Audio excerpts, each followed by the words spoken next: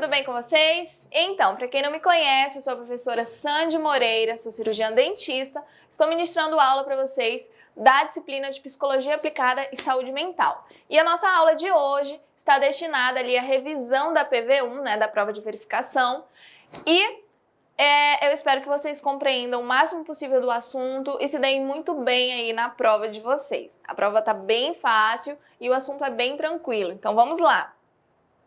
Então, nós vamos falar um pouquinho sobre o tema da aula, Introdução à Psicologia como Ciência, sobre o tópico 1, que fala da Introdução à Psicologia como Ciência. Então, a psicologia, pessoal, ela é o estudo dos processos mentais e a influência desse comportamento ali humano, né? A influência desses processos no comportamento humano. Então, o que faz, né, com que as pessoas tomem certas atitudes? Por que as pessoas em determinadas situações tomam atitudes diferentes? Então, sempre a psicologia vem buscando entender ali a influência dos nossos pensamentos, ali do que se passa na nossa cabeça, para o que a gente faz ali, da forma como a gente age na sociedade, tá?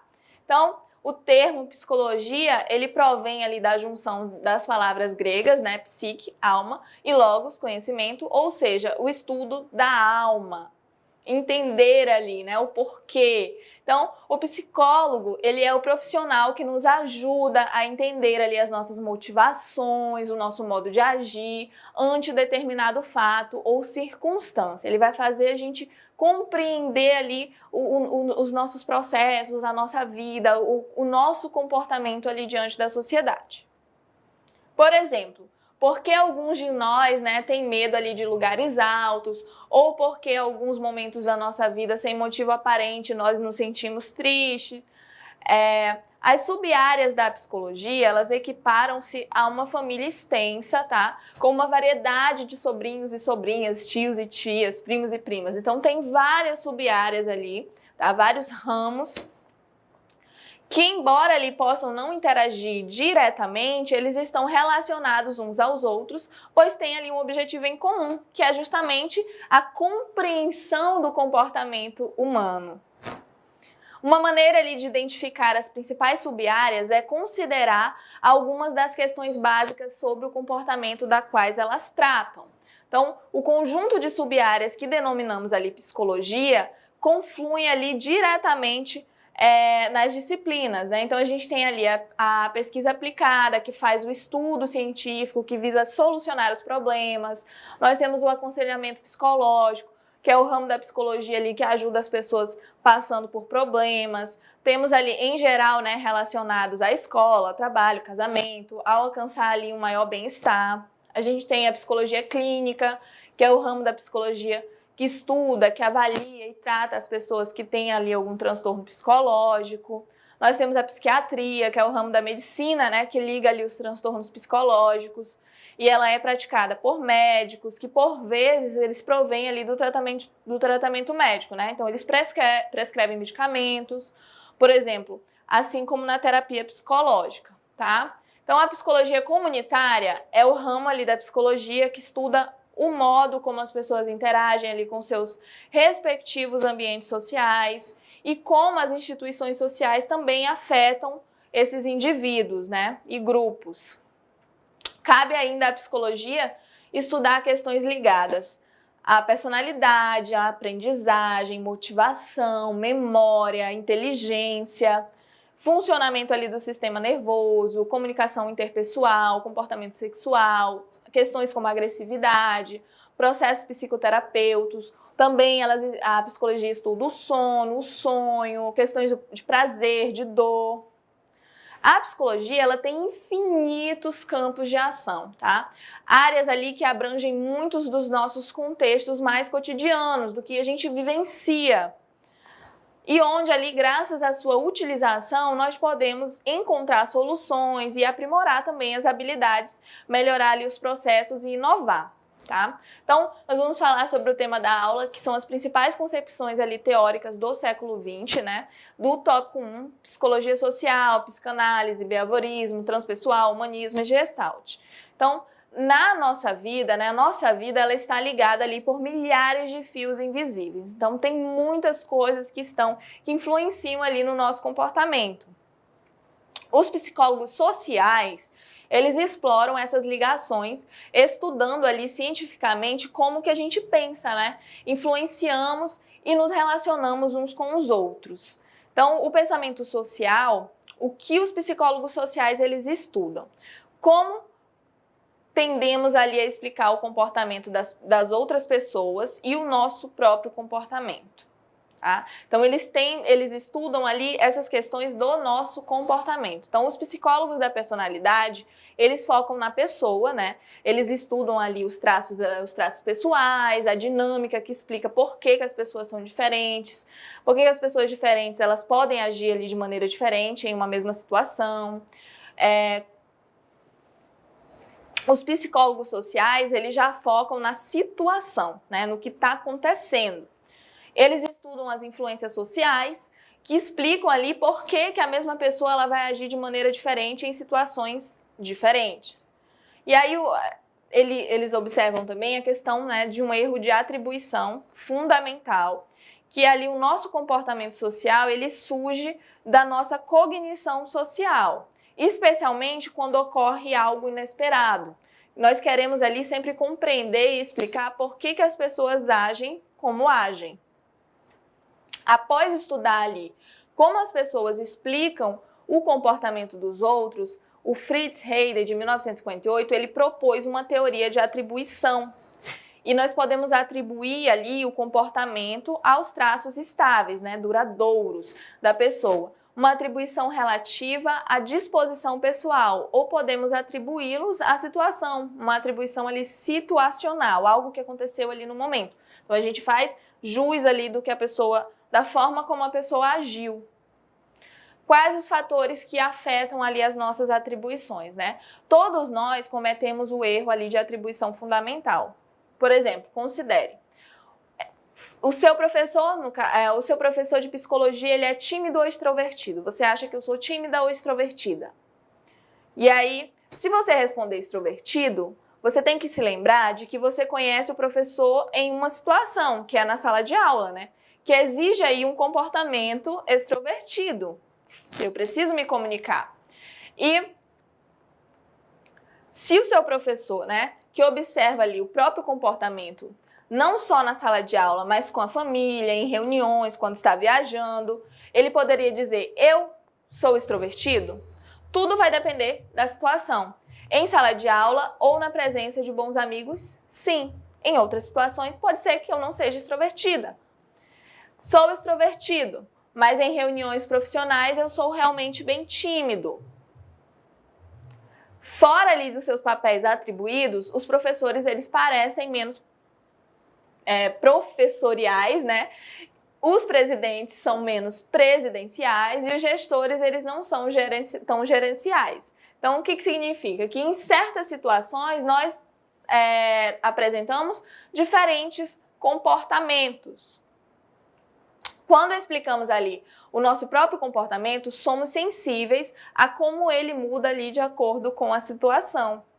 Uma exceção importante, na maioria das vezes, é que atribuímos as nossas ações intencionais e admiráveis não às situações.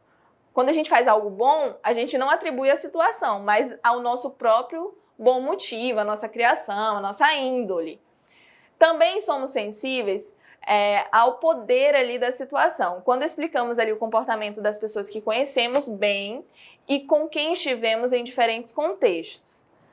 Tendo ali visto apenas aquele torcedor, por exemplo, berrando para o árbitro, no calor ali da competição, a gente pode presumir, né, que se trata de uma pessoa ruim, porque ele está gritando, ele está falando, né, o que não deve.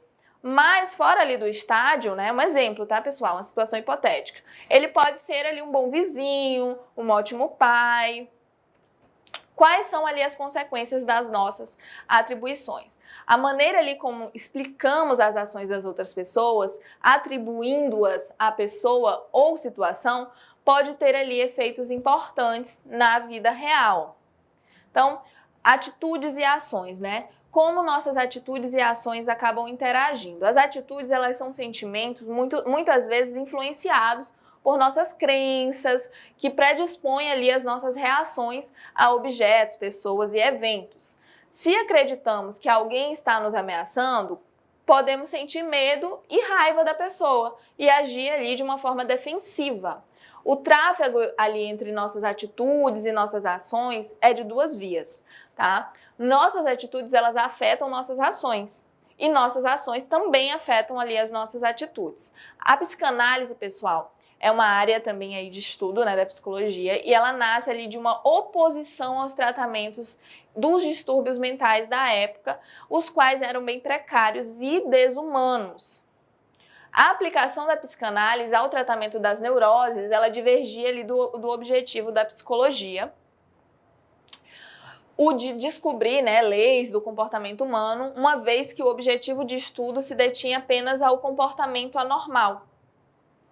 De acordo ali com a teoria de Freud, nada ocorre ao acaso e existe um determinado psíquico.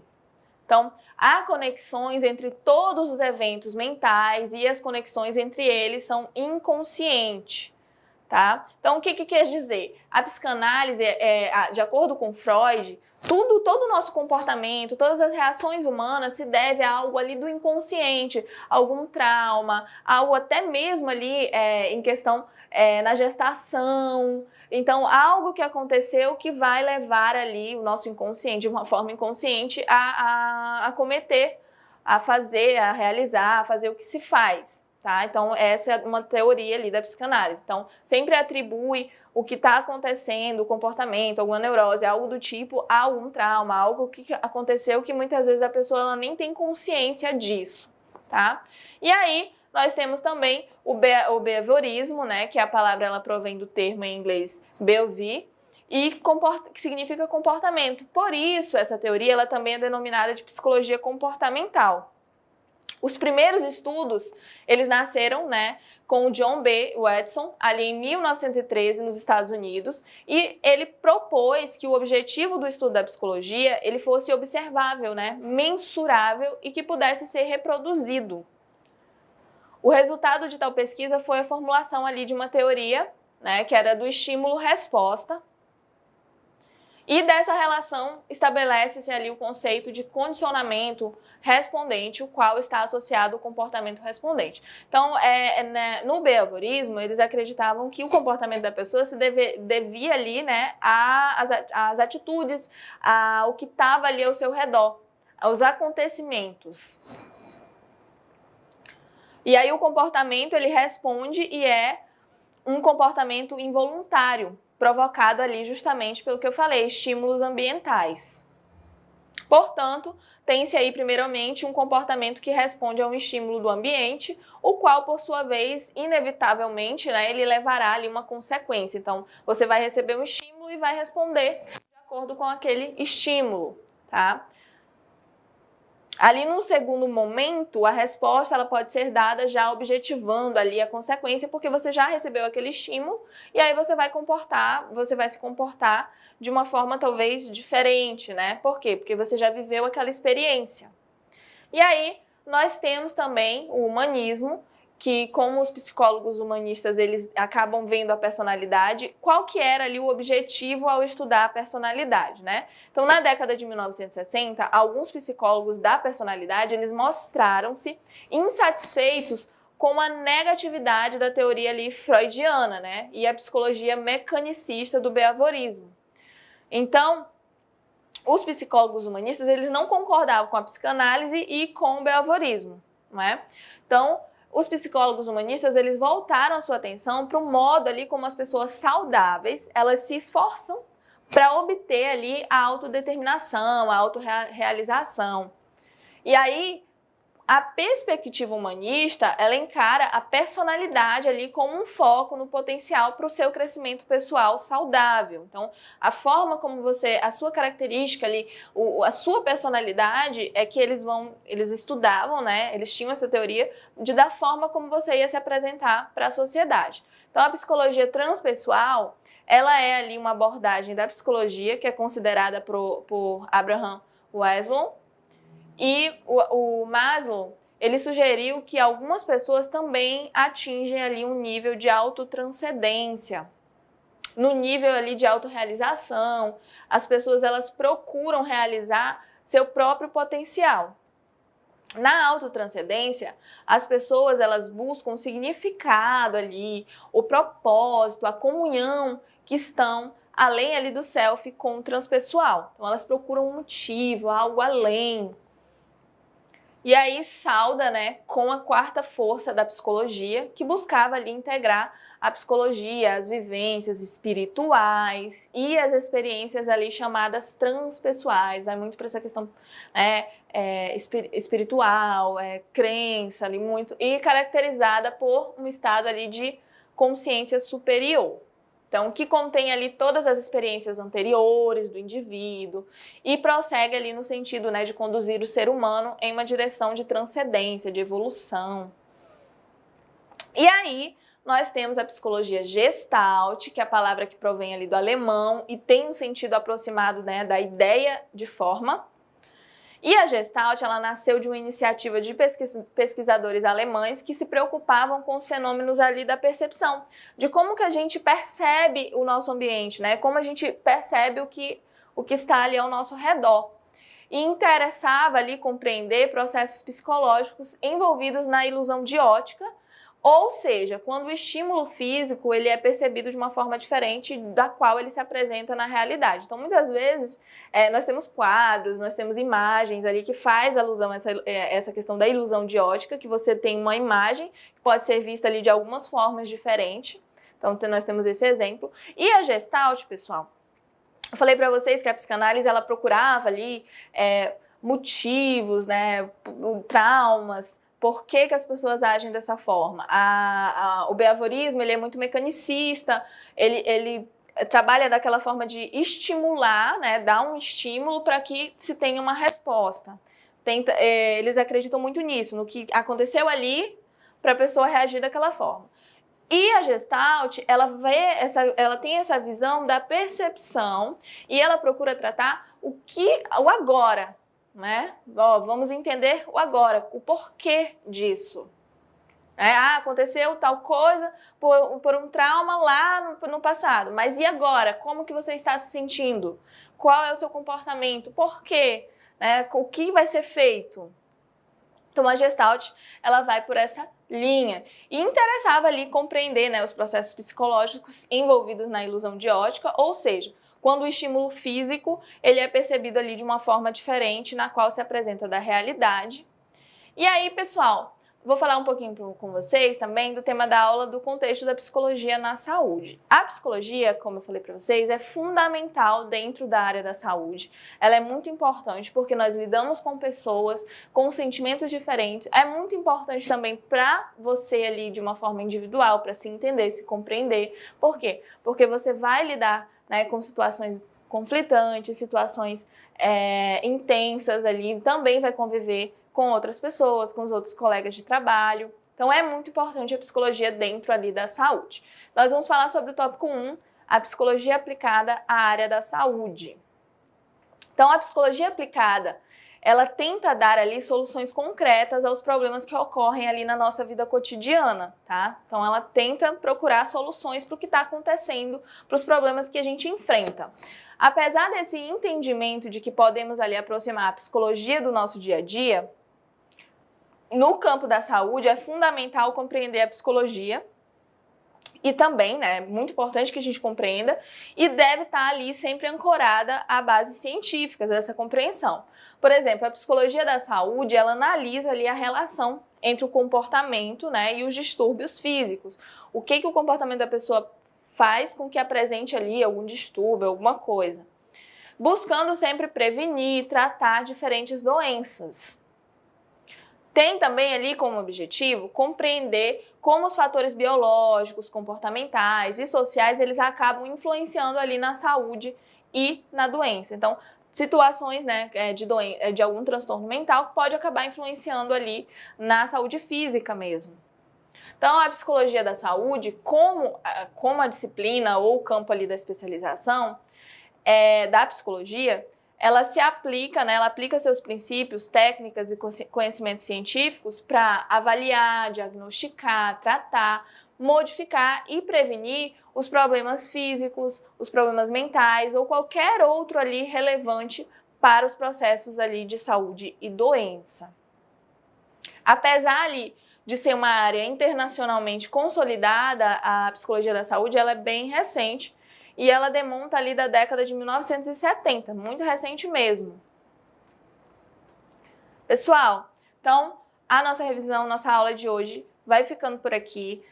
Eu preciso que vocês tenham essa compreensão da importância da psicologia dentro da saúde, dos benefícios, né, para você, como futuro profissional, de ter esse entendimento, de ter esse conhecimento, para poder ali receber um paciente que talvez esteja passando por algum problema, algum transtorno, ou até mesmo para a compreensão, para enxergar o seu paciente de uma forma humanizada.